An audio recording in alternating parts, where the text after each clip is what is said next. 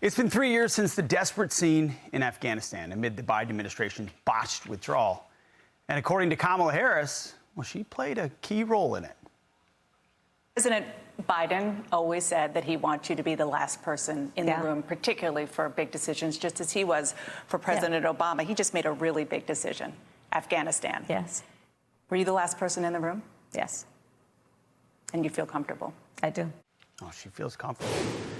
Our next guest helped lead rescue missions there, and he's the author of a new book, A Mission Without Borders, U.S. Marine Corps veteran Chad Robichaux. Chad, thanks for being here.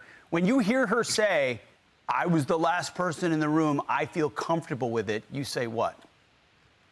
I say she's responsible. She has blood on her hands. Look, we left Americans there. We left our allies there. We left 20 million Afghan women and little girls to be sexually enslaved. We left forfeit our national security, $80 billion in equipment.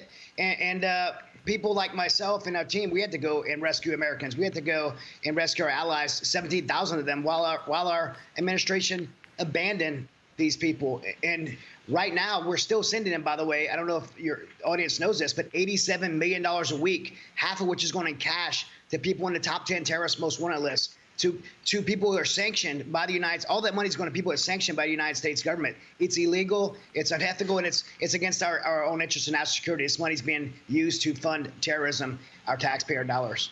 Yeah, we've spent $3 billion still in Afghanistan into the hands of the Taliban since what happened 3 years ago, and we saw it on display in that military parade they put on.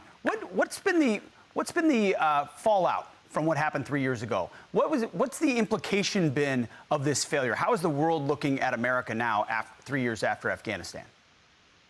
Well, I mean, the fallout is we left. We had about 4 Al-Qaeda training camps there. Now there's 52, and they're being funded by our taxpayer dollars. There's a Hamas, a fund for a mortar fund for those Taliban fighters that we killed over 20 years. $1,000 a month, a house for the fighters that we killed, the terrorists we killed.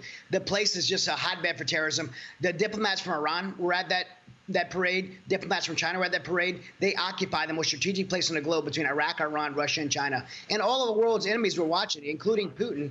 And the reason that Putin's crossed that border in the eastern Ukraine was because of the weakness that he saw in Afghanistan. He pushed 100,000 troops across, and what did President Biden do? The same thing he did in Afghanistan. He removed our troops. He closed our embassy and consulate. NATO followed and allowed Putin to start this war where 1 million people have died now, and more U.S. taxpayer dollars are getting funneled in by hundreds of billions now. And Harris was a part of all of it. She was right there for all of it, signing off on it as well. Real quick, Chad, before we go, what would you ask her? If you could ask her one question, you know, she's not taking any interviews these days. What would you ask her? Yeah. Why is her interest not in the best interest of America, the American people, or national security? Why is her interest in the funding terrorism, including Iran, the Taliban, Al-Qaeda? Yeah. Why would she betray the American people that way? It's a great question. Hopefully someone picks it up. Chad, thank you for your service and your time this morning. I'm Steve Ducey. I'm Brian Kilmeade. And I'm Ainsley Earhart. And click here to subscribe to the Fox News YouTube page to catch our hottest interviews and most compelling analysis.